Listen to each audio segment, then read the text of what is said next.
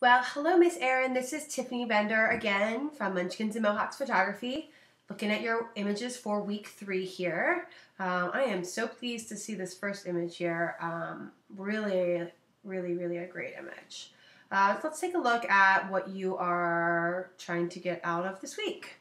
All right, it says your images this week are you've taken before you reviewed the last week's notes, so you can still see some struggles in there. Your biggest challenge, you believe, is composition. You know, the rule of thirds, but the golden spiral, diagonals, etc. are all new to you, okay? So we can review those again. And what's the best way to learn to improve composition and storytelling? All right, so you did an amazing job on this first picture. I think you know that. Let's talk about our settings. Okay, so we shot this 30 minutes before sunset. All right, check mark. That goes into the shooting during golden hour.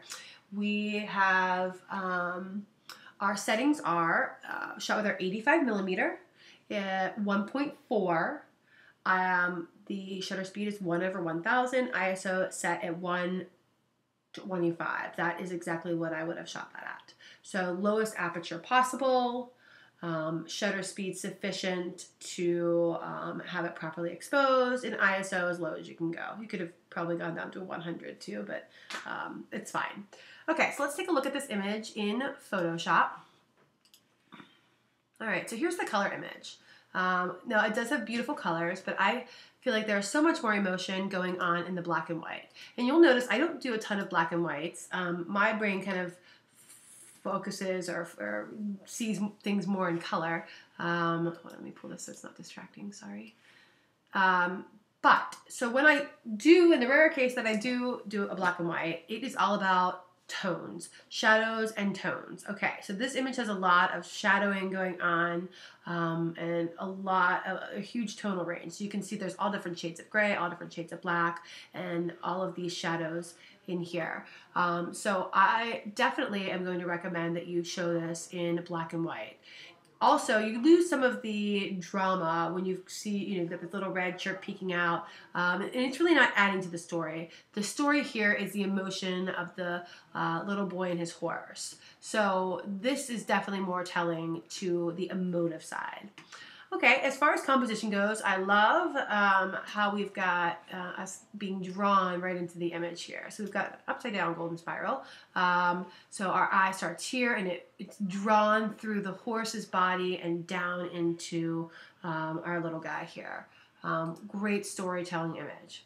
What you could have done better compositionally next time is to back up a little bit. So if we would have gotten the horses, all of his feet in, it feels like this was not done on purpose. So I'm okay for creative crops, but if we would have taken a few steps backwards, we would have gotten their legs in a little bit more, especially the horse's legs that are kind of bothering me.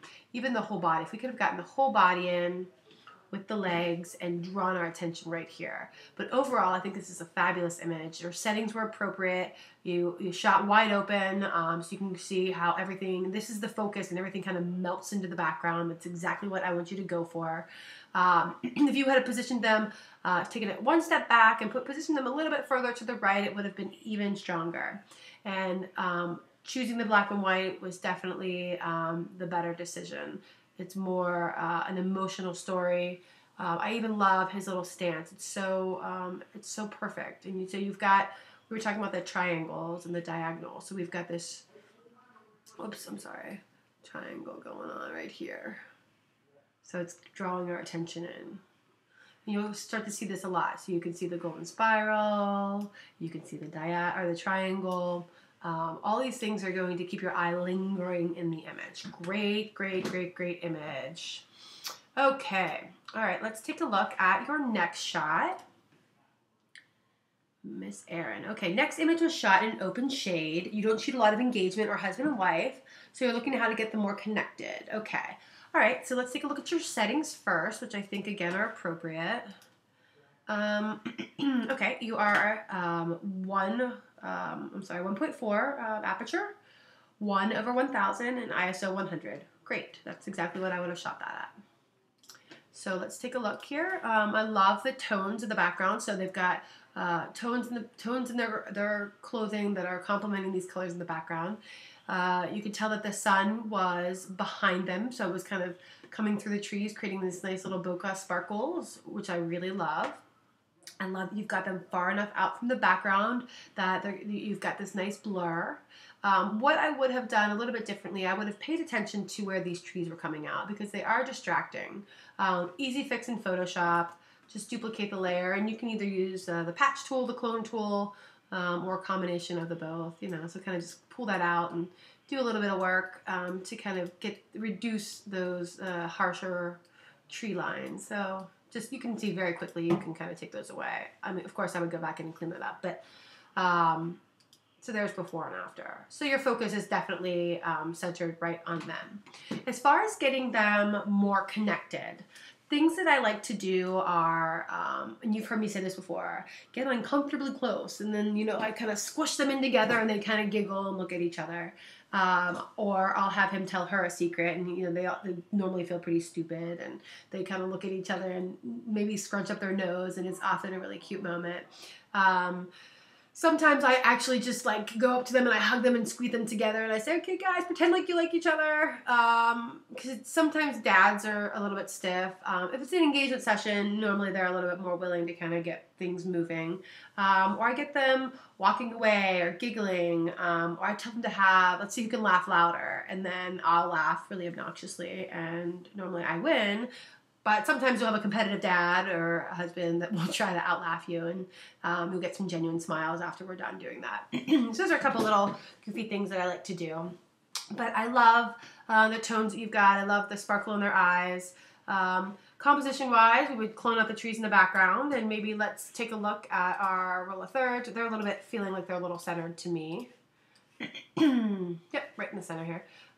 So what you could do is kind of pull it back like this, duplicate this layer back here, and I might even like stretch this canvas to fill all the way.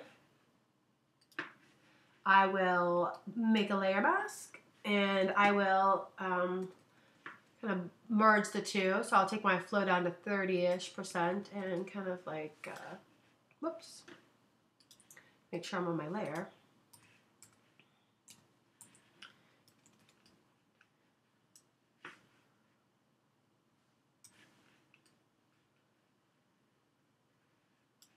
Oh, excuse me, I should do that the other way. Let's do the layer on here. Sorry. Okay. Kind of merge these two. So she's pretty close to the edge here, so let's get rid of that.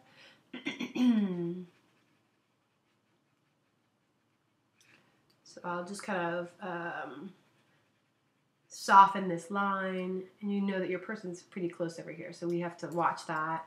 So I'm going back and forth between the black brush and the white brush. I'll flatten that, and I'll get my little patch tool and kind of just patch those out. Maybe get the clone tool again. I'm hitting S for clone, option to select an area. So you can just work this in a little bit. You know, I'm just doing this very quickly so you can kind of see how I would work that. So if in camera I wasn't paying attention for whatever reason and I shot it and I wasn't happy with the composition, I can easily change it. Okay. Their eyes are at the bottom third. Let's see here.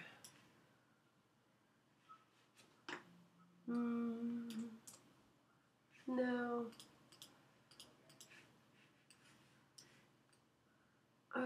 Let's see. Maybe somewhere in there. So we move them over just slightly, really. So that your eye, here we go again, golden spiral, is resting right here. And if we could have had them looking at each other or interacting or hugging, that would have been even stronger. If we could have got their arms kind of angled in like this, maybe holding, that would have created that, you know, the triangle here that we can keep our eyes circling the image. But great shot. All right, Erin, and your favorite family shots. All right, let's take a look at this. When I saw this picture, I instantly knew what direction to kind of help you out with this one. Okay, so you said ignore the crying and stressed baby and mom. I'm sorry, crying baby, stressed mom.